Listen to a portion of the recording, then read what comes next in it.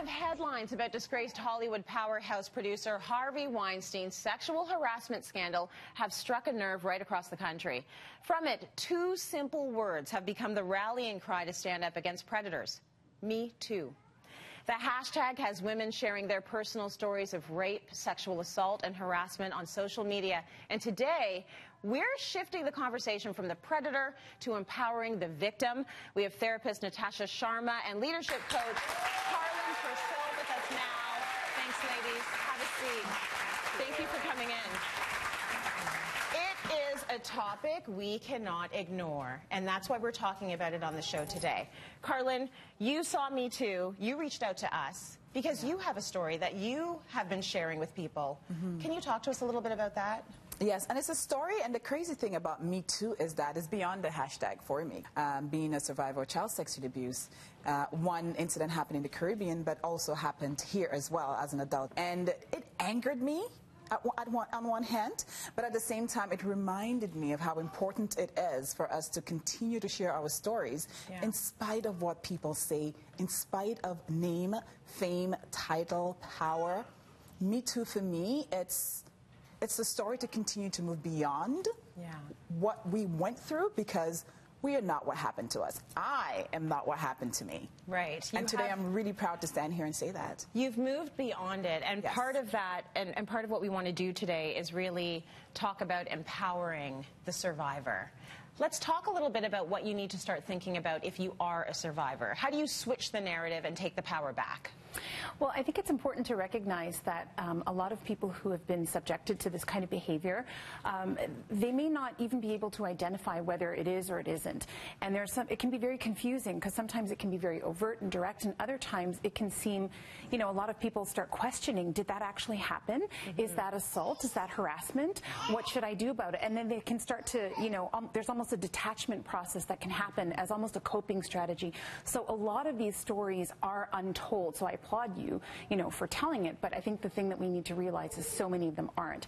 And the first thing to do that I say is talk to someone you trust. Doesn't have to be a therapist or a mental health professional, but a parent, a friend, even a telephone hotline that's anonymous, because that can legitimize the experience that you've gone through and be very revealing when you have someone who's detached from the events give you some feedback about what may have happened. Some of the most powerful words you can say to somebody who is telling you this is, tell me more.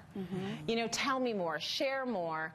You don't trivialize, you don't judge. You say, tell me more, so that the story can get out there. We put this out to our viewers, and oh my goodness, did you respond.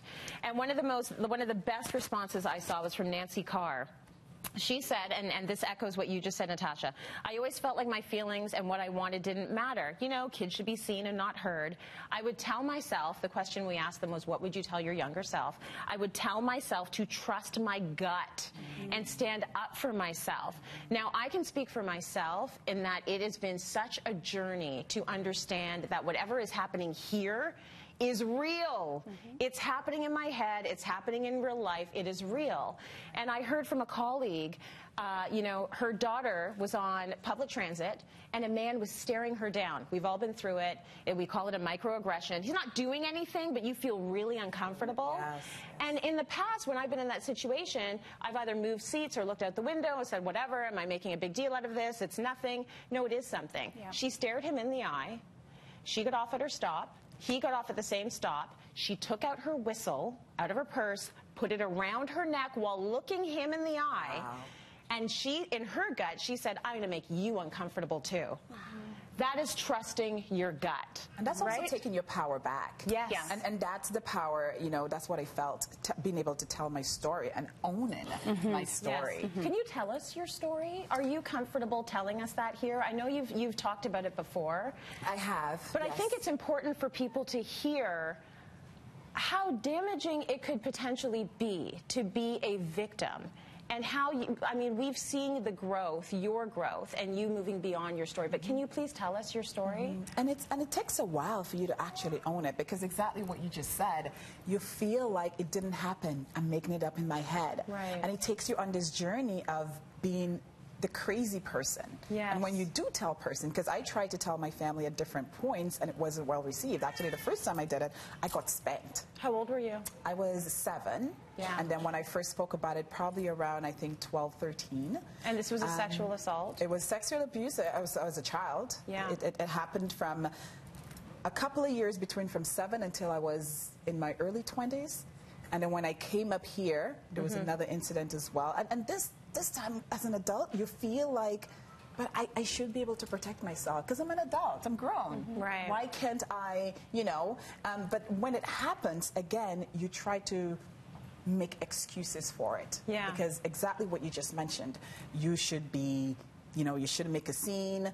There are a whole lot more people out there who are suffering. Who cares about your little pain? Right.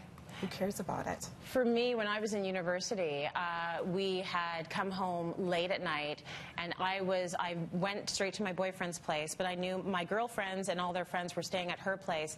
And you're in college, you're walking everywhere. We didn't take cabs. There was no money for that. So I walked from my boyfriend's place to my girlfriend's place. And as I was walking, there was a man who was walking behind me. You're kind of noticing in your peripheral, but you're not really registering. So I crossed the street, because that's what you're supposed to do, cross the street. Then he crossed the street. Then I walked into my friend's building, and it was one of the, I didn't realize it until I thought about it, but he came through the door right behind me, so he didn't have to buzz up. And I didn't hear the door shut again, so I thought, oh, and I turned around and he was right behind me. And he grabbed my legs, because I had started walking up the stairs. He grabbed my legs. And in that moment, I felt, looking back, I was almost blessed to have the opportunity to know how I would react in a situation like that. Because I grabbed his head, and I remember feeling disgusted by the feeling of his hair. I grabbed his head and I smashed it against the wall, and I booted it up those stairs. And I ran up and up and up and up and up, and my friends were at the top floor. Burst through the door and just started bursting and crying. I was like, lock the door, someone's coming. I couldn't sleep with the lights off for 5 years. I always wanted a friend to sleep over.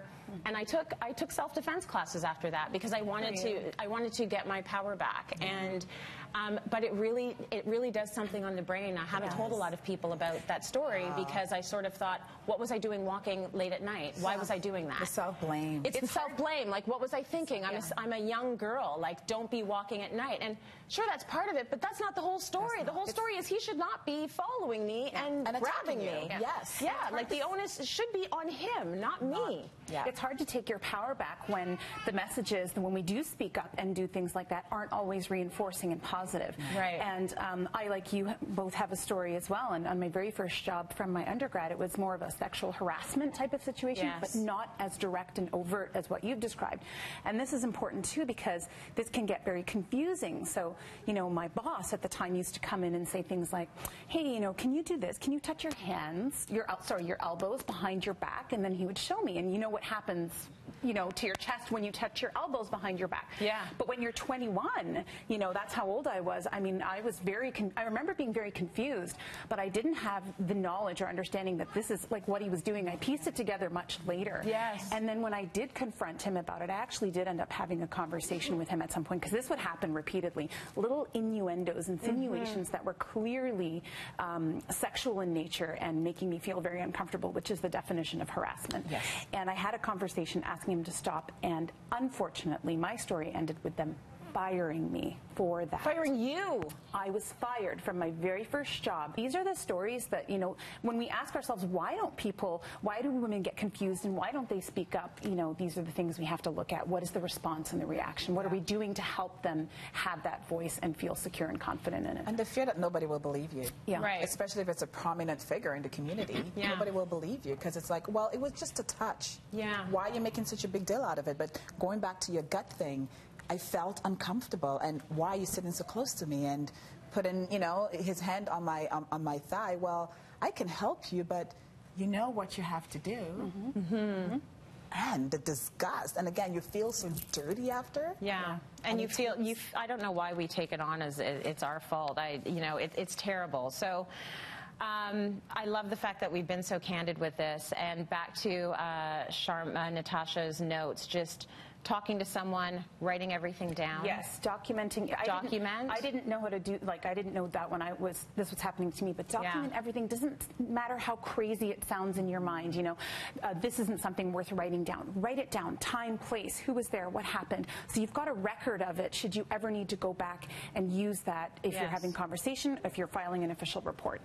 Speak to the individual, which takes a lot of courage to speak to your abuser or your assaulter. That takes a lot of courage, but if you can, why is this important? Because then, first of all, that is part of taking your power back. You know, you're saying, you're objecting. You know, you're objecting to the behavior, you're voicing your disapproval, and you're asking to stop. And then depending on what happens from there, at least you have that conversation on record, and I would document that as well. And then if that doesn't happen, you know, you take your actions from there accordingly, what you need to do. But it's important to have that voice and say no. Right. And then get the help you need. I've had help, you've had help, you've had help, I imagine. And yes, and then became help. I think that was and then became help. That was part of what inspired, not that event in particular, but just, you know, life and the experiences you know, became that inspiration for me. And the help continues. It doesn't stop. Like, I had to learn to love Karlyn. I mean, now I can confidently look at her in the mirror. I've written letters to my younger self, asked her for forgiveness, for quieting her voice all those years, you know, and allowing her to have a seat at the table. Because I denied her her right to tell her story. And the thing is, she also has gifts. She also has talents. She has a voice. So now that I've reconciled all of myself, there is still a journey every day, because the elephant comes up every other day or ever so often. And even just with the Me Too's, it can be a trigger for some people. It can send some people back into a room where I'm not ready to face that room again. So I think it's very important for us to, yes, Me Too is important, but also if as a survivor you're looking at this and you don't want to share, don't share. You have a right until you're ready to do it. Wait until you're ready to share it, yes. Ladies, thank you so much. We appreciate that.